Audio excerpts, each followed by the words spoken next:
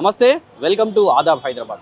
రీసెంట్గా బంగ్లాదేశ్లో హిందువులపైన జరిగినటువంటి ఘటన పైన మనతో మాట్లాడడానికి రష్మి ఉన్నారు. ఒకసారి వారితో మాట్లాడదాం. మరి ఈ ఘటన గురించి ఎలా స్పందిస్తారు, హిందువులందరూ కూడా ఎలా ఐక్యంగా ఉండాలి, ఇట్లాంటి ఘటనలపైన వాళ్ళందరూ హిందువులు ఎలా స్పందించాలి మాట్లాడదాం. ముఖ్యంగా ఈ ఘటన గురించి మీరు ఎలా ఫీల్ అయ్యారు, జరిగినప్పుడు ఏమనిపించింది మీకు? సార్ నేను ఒక్కటే అడుగుతున్నా, ఆయన చేసిన తప్పేంటో చెప్తారా? ఆయనను కాల్చారు కదా, పోలీస్ వాళ్ళే తీసుకొని ఆయన కప్పచ్చు చెప్పారు. ఆయన చేసిన తప్పేంటండి? మానభంగం చేశాడా, బాంబ్ బ్లాస్ట్ చేశాడా, ఎవరినైనా మర్డర్ చేశాడా? అందరూ ఒకటే అన్నాడు. వాడు చేసిన తప్ప ఏంటంటే, ఇప్పుడు సో కాల్డ్ సెక్యులర్ ముసుగులో మన పనికిరాని వాళ్ళు ఎవరైతే అయితే చెప్పారో హిందువులము, బుద్ధి లేని మా హిందువులము అందరూ ఒకటే అంటున్నా, అదే మాట ఆయనకు అక్కడ అన్నాడు. అందుకే కాల్ చేశారండి. పోలీసు వాళ్ళు తీసుకెళ్ళి మరి ఆయన కప్పచెప్పి కాల్ చేశారు. ఇప్పుడు నేను ఒకటే అంటున్నా, ఆయన అయితే ఎస్సీ ఎస్టీ కేటగిరీలో ఉన్నారు కదా, మరి ఎక్కడ ఎస్సీ ఎస్టీ సంఘాలు ఎందుకు రావట్లేదు? అంటే జై భీము ఓన్లీ ఇండియా వాళ్ళకేనా? అంటే బాబాసాహెబ్ అంబేద్కర్ మాత్రం ఇప్పుడు పట్టుకొని ఫోటో పెట్టుకొని అంటున్నారు కదా, అయితే వాళ్ళకి వర్తించదా? మరి రాలేదే. ఏది ఐస్ ఆన్ ప్యాలెస్తీన్ అని చెప్పేసి అన్నారు కదా, అందరూ సెలబ్రిటీస్ నుంచి అందరూ పనికిరాని హిందువులు క్రిస్టియన్ అందరూ పట్టుకొని జెండా పట్టుకొని తిరిగినారు కదా వాళ్ళు వెనకాల. మరి ఈరోజు మీ హిందువులం డిఎన్ఏ అయితే ఒకటే ఉంటుంది ఇక, మరి ఎక్కడ ఉన్నారు మీరు? ఈరోజు నా ఇంటి పక్కన కాలుతుందండి, బాగా మంట ఎవరో వచ్చి కాల్ చేస్తున్నారు, బాగా మండుతుంది పక్కకే. అక్కడ కాలుతుంది ఇల్లు కాలదా? కాలుతుందా కాలదా? ఎందుకు? ఒక చిన్న చిత్తులు పడితే కాలుతుంది. అంటే నువ్వేం చేయాలి? ఫస్ట్ నీళ్ళు తీసుకోవాలి, దాని మీద పోయాలి. బాబు ఇల్లు కాలిపోతుంది, నా పక్కింటి వాళ్ళు పాపం నా అన్న తమ్ముళ్ళే నాలోనే కలిసిమెలిసి ఉందాం, వాళ్ళ మీద నీళ్ళు వేసి ఫస్ట్ నువ్వు కాపాడాలి. అలాగే బంగ్లాదేశ్లో మనం హిందువులు ఎవరైతే ఈరోజు సఫర్ అవుతున్నారో అక్కడ ఉండలేక వాళ్ళని తీసుకొచ్చేయాలి. 20% ఉన్న హిందువులు ఈరోజు 1% దిగారు, మిగిలిన 19% ఎక్కడికి వెళ్ళారు? అంటే హిందువుల దేశం ఉంది కాబట్టి మేము సెక్యులర్గా బాగున్నాము. అసలు డివైడ్ అయిందే హిందూ ముస్లిం కేటగిరీలో డివైడ్ అయినప్పుడు పాకిస్తాన్లో ఉన్న 20% ముస్లిమ్స్ హిందూస్ 1%కి వచ్చారు, ఇక్కడ 20% ఉన్న హిందూస్ 1%కి వచ్చారు. అదే 2% ఉన్న ముస్లిమ్స్ 20% ఎట్లా వచ్చారండి? అంటే మనము హాయిగా వాళ్ళని కూర్చోబెట్టి మేపుదామంటున్నారు. అందరూ ఒకటే, నాయకులు అందరూ ఒకటే. ఎక్కడున్నారు? పోనీ అండి, హిందువులు కదా మీ దృష్టిలో. మీరు ఎవరండి? మీరు ఇక్కడి నుంచి ఒక 10 మంది 20 మందిని అడగండి, మీరెవరు అంటే వాళ్ళు కులాలు చెప్తారు. ఎప్పుడైతే నేను హిందూ అని చెప్తారో ఆ రోజు బాగుపడుతుంది. మనది అనుకున్నట్లేదు కదండి. ఇప్పుడు ఒక మాట చెప్పండి, ముస్లిమ్స్ నేను ముస్లిమ్స్ అని చెప్తాడు, క్రిస్టియన్స్ నేను క్రిస్టియన్స్ అని చెప్తాడు. అవును, ఎందుకు? అంటే మీరు హిందువులు కాదా? అంటే ఇప్పుడు నువ్వు తిరుపతికి వెళ్తావు అంటే కులాలు చూసి దేవుడు నీకు దర్శనం ఇస్తాడా? కొన్ని అయ్యప్ప స్వామి మాల వేసుకుంటావు, శబరికి వెళ్తున్నావు. ఇప్పుడు అందుకు శబరికి వెళ్తున్నావు, అయ్యప్ప మాల అక్కడ నువ్వు క్యాస్ట్ చూసి మాలలు వేసుకుంటున్నారా? అక్కడైతే భజనకు అందరు కలిసి కూర్చుంటారు కదా, అక్కడ క్యాస్టులు చూడరు, భోజనం చూడరు, అన్నీ ఒకటే అంటారు. అదే హిందువులకి ఇట్లా జరుగుతున్నప్పుడు మీరు ఎందుకు దిగట్లేదు? 90 కోట్లు ఉన్న ఈ దాంట్లో ఒక జరిగితే ఇన్సిడెంట్ మన హిందూ సోదరుకు జరిగితే ఎంతమంది రియాక్ట్ అవుతున్నారు? హిందువులు ఐక్యం లేదు, అసలు హిందువులు లేరంటున్నా. మీరు హిందువుగా నిజంగా ఉండుంటే ఎక్కడ కనిపించట్లేదు కదా. అంటే హిందువులుగా ఉండి నిజమైన హిందువులుగా ఉండట్లేదు అంటారా, లేకుంటే అసలు హిందువులుగా ఉండట్లేదు అంటారా? అసలు హిందువులుగానే లేరంటున్నాను. అక్కడ ఇక్కడ ఒక 2% ఉన్నారండి హిందువుగా. ఇప్పుడు మాకు బాధ అనిపించింది, మేము వచ్చినాము, మా అన్నలకో తమ్ముళ్ళకో జరిగిందని. మిగిలిన వాళ్ళు ఓకే నువ్వు రాలేకపోతున్నావు, నువ్వు బాగా బిజీగా ఉన్నావు, నువ్వు సిస్టంలో కొడుతున్నావు, నువ్వు సంపాదించుకొని మరి వాట్సాప్ అనేది ఒక గ్రూప్ ఉంది, ఆన్లైన్ మీకు ఆన్లైన్లో ప్లాట్ఫామ్ ఉంది, హ్యాష్ ట్యాగ్ పెట్టవచ్చు కదా. నీకు సంఘాలు ఒక చిన్న ఇష్యూ జరిగితే అన్ని కార్మికుల సంఘాలు ఒకటి అవుతారు, అన్ని డాక్టర్ సంఘాలు, నర్సింగుల సంఘాలు, అన్నిటికీ సంఘాలు ఉన్నాయి. అంటే హిందూ సంఘాలకు వస్తే ఇప్పుడు రేపటి నీ పిల్లకి ఏమైనా అయితే ఎవరు రావాలి? మేము రావద్దా? ఇప్పుడు మనం స్పందించకపోతే తర్వాత మనకేమైనా కూడా స్పందించరు ఎవరు అంటారు? స్పందించడం కాదు సార్, ఇప్పుడు మీ ఇంట్లో 4 అన్న తమ్ముళ్ళు ఉన్నారండి, మీ చెల్లి ఒకటి ఉంది, ఎవరైనా మీ చెల్లి మీద కామెంట్ చేయాలంటే ఏమంటారు? వాళ్ళు జోలుకి ఎందుకు రాబ్బా, వాడు తెలిస్తే తుక్కుడో కొడతాడు, చంపుతాడు అని భయం ఉంటుంది. అదే భయం లేకుండా 5 దిక్కులో ఉండి ఒకటే పిల్ల ఇంట్లో ఉంటే ఇప్పుడు ఒక సింపుల్గా అండి, ఒక బండి మీద బుర్క వేసుకుని ఆమె హిందూతో వెళ్తే ఎవరైనా కానీ పనికిరానోడైనా కానీ వాళ్ళ పాపం వాళ్ళు మంచోళ్ళే, వాళ్ళ ధర్మాలను కాపాడు, వాళ్ళ ఆడపిల్లలు కాపాడుకోవాలని ఆపుతారు. నువ్వేందో చెప్పు, ఎందుకు ఆ పిల్లని ఎందుకు వేసుకున్నావు, నువ్వు ఎవడివి, నీకు ఇదేనా అని అడుగుతారు గట్టిగా. అదే మా హిందూ పిల్లని వాడు వేసుకొని తిరుగుతా ఉన్నా నువ్వెవర్రా ఎందుకురా అని అడగరు. అడిగితే సోకాల్ సెక్యులరిజం వచ్చేస్తారు కదా మీరు. అలాగా అడిగిన రోజు ఈ పిల్ల ఎందుకు తీసుకొని వెళ్తున్నావు, నువ్వు ఎవడివి అన్నప్పుడు లవ్ చేయాలి ఆగిపోతుంది. ఒక్క అబ్బాయి నలుగురు హిందూ అమ్మాయిలు పెళ్లి చేసుకుంటున్నారు, మీరు అడగొద్దు. మీరు అడిగితే సెక్యులరిజం ముసుగులో ఉన్నారు కదా. నేను ఒకటే గవర్నమెంట్ ఒక్కటే అడుగుతున్నా, నేను ఇద్దరు పిల్లల్నే కన్నాలి, మా హస్బెండ్ ఒకరినే పెళ్లి చేసుకోవాలి, సేమ్ రూల్స్ పెట్టండి. అందరు ఒకటే కదా, రూల్స్ అందరికి ఒకటే కదా. మళ్ళీ వాళ్ళకి ఏంది నలుగురిని పెళ్లి చేసుకోండి, పంది తిన్నట్టు ఈదని అంటున్నారు. దానికేమో వాళ్ళ పిల్లల కంటే నా ట్యాక్స్ డబ్బులతో వాళ్ళకి ఎందుకు నేను తిండి పెట్టాలండి? ఒకటే నువ్వు నీ జేబుకి 100 రూపాయలు కట్ అయితే ఇప్పుడు అంతగానో ముత్తుకుంటున్నారు కదా, నాకు ట్యాక్స్ వేస్తున్నారు, నాకు 18% GST పడుతుంది, నేను సంపాదించని పెడుతున్నామని.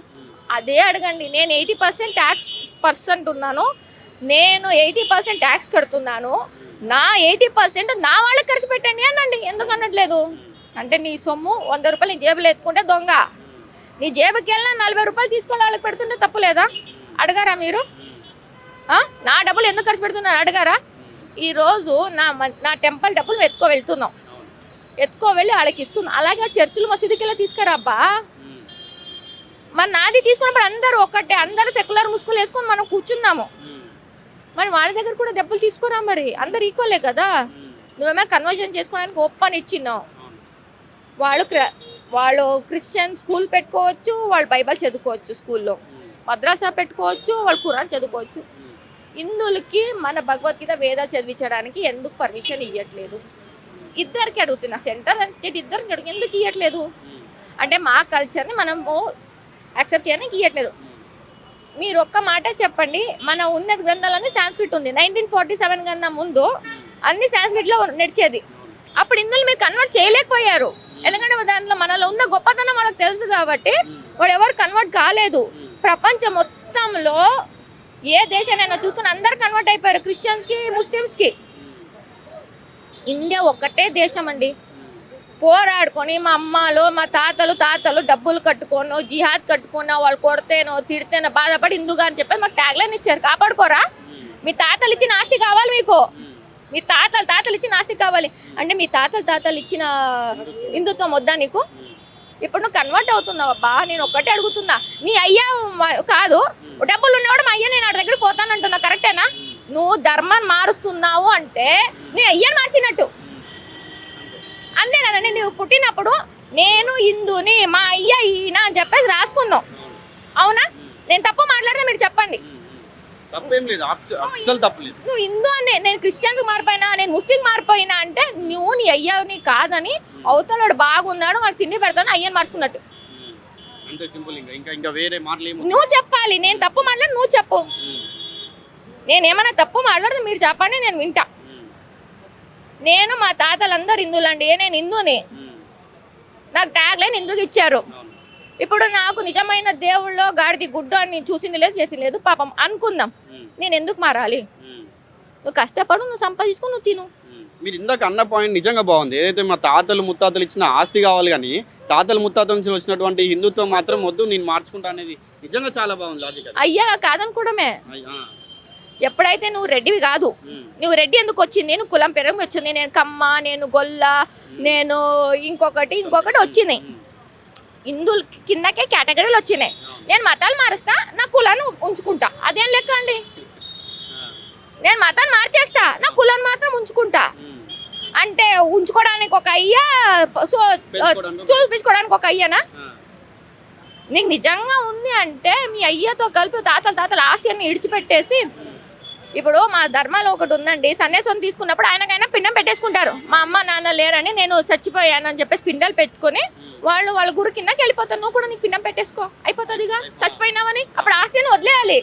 ఇప్పుడు మా వాళ్ళు నువ్వు చచ్చిపోయావని పెట్టుకున్నావు కదా, ఇప్పుడు నేను చచ్చిపోయాను, నా పిండ నేను పెట్టేసుకుంటున్నా, ఈ బాడీ ఏదైతే ఉందో నా గురువుకి అంకితం అని చెప్పేసి సన్యాసి తీసుకుని వెళ్ళిపోతారు. నువ్వు కూడా నీ ఆస్తి అన్ని ఇడిచిపెట్టేసి నీ అయ్య ఇచ్చిన మీ తాత ఇచ్చిన ఇల్లులు బంగ్లాలు కార్లు గిల్లు అన్ని ఇడిచిపెట్టేసి నువ్వు వెళ్ళిపో. ఫస్ట్ పోవాలి కదా. నీకు మీ అమ్మాయి ఇచ్చిన ఐడెంటిటీ వద్దన్నప్పుడు మీ అమ్మాయి ఎందుకండి? సింపుల్ ఒక్కటే. నన్ను అడిగితే భూమి మీద పుట్టే వాళ్ళందరూ హిందువులే. భూమి మీద పుట్టే వాళ్ళందరూ హిందువులే. తరతరాల నుంచి చూసుకుంటూ వస్తాయి కాదండి, ఇప్పుడు కూడా చెప్తున్నా, భూమిలో పుట్టే వాళ్ళందరూ హిందువులే. తర్వాత కథన చేసుకొని ముస్లిం అవుతాడు, నీళ్ళలో ముంచి బాప్టిజం తీసుకొని క్రిస్టియన్స్ అవుతాడు. అంటే నీకు నీ దేవుడు పంపిస్తున్నప్పుడే నీకు టప్ప వేసి పంపాలి కదా. అక్కడి నుంచి చుంటి వేసి పంపిస్తే అయిపోతుందిగా. మరి హిందుగా పుట్టిన తర్వాత ఎందుకు ముస్లిం కన్వర్ట్ అవుతున్నారు? హిందుగా పుట్టిన తర్వాత క్రిస్టియన్స్ ఎందుకు కన్వర్ట్ అవుతున్నారు? హిందుగా పుట్టింది ఎందుకు మరి చెప్పుకోదు. పుట్టిన పిల్ల నేను పాపం చేసిన అంటున్నా, నేను పాపం చేసినా చూపాలి. ఇవన్నీ ఎందుకంటే నీ పిల్లలకి మీరు నాలెడ్జ్ ఇస్తే అయిపోతుంది. హిందువులందరూ ఒకటే అయినప్పుడు భయపడతారు కదండి. ఇప్పుడు నువ్వు కులాలతో డివైడ్ అయి కూర్చున్నారు. ఇప్పుడు ఒక సంఘానికి వెళ్ళకండి, అక్కడ హిందువులు, అక్కడ ముస్లిమ్స్, క్రిస్టియన్స్, హిందువులు క్యాస్ట్తో ఏ సంబంధంలో ఒకటైపోతారు. ఎందుకు? అక్కడ డబ్బులు వస్తుంది, ఇన్కమ్ వస్తుంది. ఇక్కడ వచ్చేవరకు ఎందుకు లేదండి?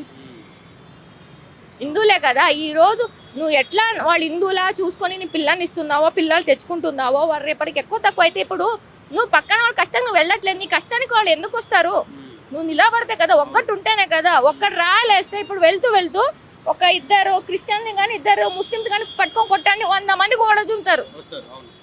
ఇప్పుడు నేను కొడుతున్నా కానీ కొట్టేసిపోయినా కానీ వెళ్ళిపోతారు. ఎందుకు? ఎప్పుడైతే ధైర్యం ఉండాలో. శివాజీ అసలు మా హిస్టరీ ఏంటండి, అందరు పోరాడిన వాళ్ళే. శివాజీ ఎందుకు? మీ తాత ఒక మాట చెప్పండి, మీ తాతగారు ఉన్నారు, వాళ్ళ తాతలు ఉన్నారు, హిందుగా బతకాలంటే వాళ్ళు పోరాటం చేయలేదా? పోరాటం చేయకుండా హిందువులుగా మారారా? ఉన్నారా? తరతరాల నుండి కూడా మన హిందువులుగా బతకాలంటే కూడా పోరాడాల్సి వస్తుంది. అంత పోరాడి తెచ్చుకున్న నీకు ఐడెంటిటీ నువ్వేం చేస్తున్నావు? ఏం చేస్తున్నావు? ఈ రోజు క్రిస్మస్కి నీ పిల్లకి శాంతా క్లాస్ బొమ్మలు వేస్తున్నారు, ఫ్రాక్ వేస్తున్నారు. ఇది నిజంగా ఇది ముఖ్యమైన విషయం అండి. స్కూల్స్లలో క్రిస్మస్ సెలబ్రేషన్స్ అని చెప్పి అందరినీ ఇది ఏదైతే క్రిస్మస్ శాంటా గెటప్ ఉందో అది వేసుకొని రావాలని చెప్పి స్కూల్స్లో నుండి డైరెక్ట్ చెప్తున్నారు. ఇంట్లో వాళ్ళు కూడా వాళ్ళని ప్రేరేపించి అదే డ్రెస్లో పంపిస్తున్నారు. నీకు అదే చెప్తున్నా, నువ్వేం పీక్తున్నావంటే హిందువులుగా నీ పిల్లని ఈ రోజు శాంటా వేశారు, ఇంకొకటి వేశారు, రేపు బుర్కా కప్పేసి పెడతారు. నువ్వేం చేస్తున్నావు? ఎందుకు? నువ్వు హిందువి కదా, మరి అదే క్రిస్టియన్స్ అమ్మాయిని, అదే ముస్లిమ్స్ అమ్మాయిని చీర కట్టు బొట్టు పెట్టేయగలుగుతావా నువ్వు? స్కూల్లోడు వాళ్ళు హిజాబ్ వేసుకొస్తే తప్పు లేదు. యూనిఫామ్ అందరికి ఒకటే ఉండాలి. హిజాబ్ వేస్తే తప్పు లేదు. నేను ఒట్టి కండమ వేసుకొని వెళ్తే, మాల వేసుకొని వెళ్తే తప్పు. అది కూడా ఎన్ని రోజు? 45 days. వేషధారణ కూడా తీపిస్తున్నారు. అయ్యప్ప స్వాములు మనం రీసెంట్గా హైదరాబాద్ చుట్టుపక్కల ఏరియాలో కూడా చూసాము. అయ్యప్ప స్వాములు మాలాధారణ వెళ్తే వేషధారణ మొత్తం ఏదైతే నల్ల దుస్తులు ఉంటాయో వాటిని అన్నిటి కూడా తీసేసి కాలేజ్ డ్రెస్లో రమ్మని చెప్తారు. అంటే 80% హిందువులు ఉన్నారు కదా అక్కడ. పేరెంట్స్ నిలబడట్లే కాదా? అయ్యప్ప వాళ్ళ సొసైటీ వాళ్ళే రావాలి. నీ పిల్లల్ని అయ్యప్ప వేసుకోవద్దు అంటే స్కూల్లో ఉన్న వాళ్ళు ఆలోచిస్తారు, అయ్యో నేను వచ్చేసాను అనుకోండి, నా పిల్లలకి వాళ్ళ ఏమైనా మార్క్స్ తగ్గిస్తారా, అది చేస్తారు, ఇది టార్గెట్ చేస్తారు, నువ్వు భయపడుతున్నావు. అదే ఇద్దరు పేరెంట్స్ అడిగితే భయం, 200 పేరెంట్స్ అడిగితే, 1000 పేరెంట్స్ అడిగితే భయం రాదయ్యో. ఒక్కటే హిందువులు ఒకటే అవ్వండి. మూవీ చూడడానికి గంటలు క్యూలో నిల్చుంటావు కదబ్బా నీ సో కాల్డ్ హీరోలది. ఒక్కటే ఒక పవన్ కళ్యాణ్ గారు చెప్పారండి, హిందువులు అక్కడ బాధపడుతున్నారు చూడండి అని. అయ్యప్ప ఇంత సో కాల్డ్ సెలబ్రిటీస్ ఉన్నారు, నువ్వు చెప్తే పనికిరాని కూల్ డ్రింక్స్ తాగే వాళ్ళు ఉన్నారు విషయంని. నువ్వు పనికిరాని డ్రెస్సులు ఇస్తే, పర్ఫ్యూమ్ ఇస్తే కొత్త ఉన్నారు. హిందువులందరూ ఒకటి అవుదాము, మన కోసం మనం ఒక రోజు స్పెండ్ చేద్దామంటే రారా? అంటే మనము సంపాదించి నీ మూవీ చూస్తే నీకు డబ్బులు వస్తుంది, అక్కడ పని చేస్తారు. హ్యాష్ ట్యాగ్ పెట్టండి అయ్యా, నువ్వు రోడ్ మీద రావాలి అవసరం లేదు, నువ్వు పిలిపిస్తే వస్తారు కదా. ఎందుకు ఇవ్వట్లేదు? భయం. అవతల వాళ్ళు మిమ్మల్ని ఏమంటారో భయం. ఈరోజు ముస్లిం వాళ్ళు ఏమన్నా, క్రిస్టియన్స్ వాళ్ళు ఏమన్నా, ఇంకొకరు అలాంటి మనకు భయం ఉంది, వాళ్ళందరూ గుంపు కూడుకొని వస్తారు అని. ఆ యూనిటీ ఉంది కాబట్టి మనం భయపడతాం. మనం యూనిటీ ఉంటే అవతల వాళ్ళు భయపడతారు. ఎప్పుడైతే నీ ఇంట్లో నీ వాళ్ళని మాట్లాడడానికి వచ్చినప్పుడు నువ్వు తట్టుకుంటావో ఆపుతారో అది సరిపోతుంది. ఇంతమంది జర్నలిస్ట్ ఉన్నారు కదండి, అంత బాగా పెట్టండి యూనిటీ మీద. మనం పనికిరాను. మీ జర్నలిస్ట్లో 1000 మంది ఉంటారా అండి? 30,000 మంది వరకు ఉన్నారు కదా. మరి మీరెందుకు అందరినీ కట్టకట్టి మీ యూనిటీలోనే పెట్టండి అని చెప్పేసి అనలేకపోతున్నాము? రీజన్ ఒక్కటే, మనం భయపడుతూ భయపెట్టిస్తున్నాం. ఎప్పుడైతే మనం ధైర్యంతో చేస్తామో ఆ రోజు సెట్ అవుతాం. ఒక్కటి రిక్వెస్ట్, అబ్బా మా అన్ననో తమ్ముడో మా డిఎన్ఏలే చచ్చిపోతున్నారు, మీరు రాలేకపోతున్నారా, మీరు రాకండి ఇంటికెళ్ళా. పనికిరా చెత్త మీద కామెంట్స్ వేసి నిన్ను పోస్ట్ పెడుతున్నారు కదమ్మా. ఎవడో కామెంట్ చేస్తే ఇంకొకరో 20 మంది వేస్తున్నారు కదా. అదే సోషల్ మీడియా వాడుకొని సేవ్ బంగ్లాదేశ్ హిందూస్ అని చెప్పండి. అక్కడ కష్టపడుతున్నామని ఇక్కడ తెచ్చుకుందామని చెప్పండి. దీనికైతే మీకు రావాలని లేదు కదా. ఏసి కదిలిచ్చి ఇక్కడ రాకండి అమ్మా. ఒక హ్యాష్ ట్యాగ్ ఒక కమెంట్ పడేయండి, అదొక్కటైనా చేయండి. మీరు ఎలాగో ఇక్కడ రాలేకపోతున్నారు, ఒక్క రీల్స్ చూసే 3 గంటలు 4 గంటలు ఉంది కదా. ఒక్క కమెంట్ వేయడానికి, ఒక హ్యాష్ ట్యాగ్ పెట్టడానికి, ఒక రీల్స్ చేయడానికి మ్యాక్సిమం 5 నిమిషాలు అదైనా చేయండి. ఇది కూడా చేయకపోతే గాజులు ఇస్తాను, తీసుకొచ్చి వేసుకొని కూర్చోండి. సో రైట్, మొత్తంగా ఇది రష్మి ఏమంటున్నారంటే ఏదైతే హిందువులు ఉన్నారో ఐక్యంగా ఉండాలి, వీళ్ళందరూ కూడా ఐక్యమయ్యి సోషల్ మీడియాలో ఒక పోస్ట్ పెట్టండి. మీరు రానంత వరకు టైం అంటే మీకు లేకపోతే కేవలం ఒక 5 నిమిషాలు కేటాయించి మీరు ఒక పోస్ట్ పెట్టండి, లేదంటే ఒక హ్యాష్ ట్యాగ్ పెట్టండి. దానివల్ల వేరే హిందువులు కూడా ఐక్యమయ్యి హిందువుల కోసం పోరాడతారు. మనందరం కూడా ఏకంగా ఐక్యమయ్యి సేవ్ బంగ్లాదేశ్ అని చెప్పి, బంగ్లాదేశీ హిందూస్ అని చెప్పి కూడా మనం పోరాడాలని చెప్పి కూడా రష్మి గారు చెప్తా ఉన్నారు.